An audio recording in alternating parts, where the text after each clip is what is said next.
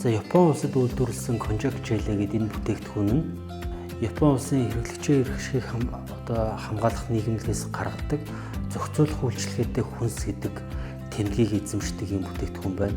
Тэгэхээр энэ эслэг гэдэг нь өөрөө яг тэр эрүүл мэндэд чиглэсэн зохицуулах үйлчилгээтэй хүнс гэдэг ангилд орж явдаг энэ сайн бүтээгдэхүүн.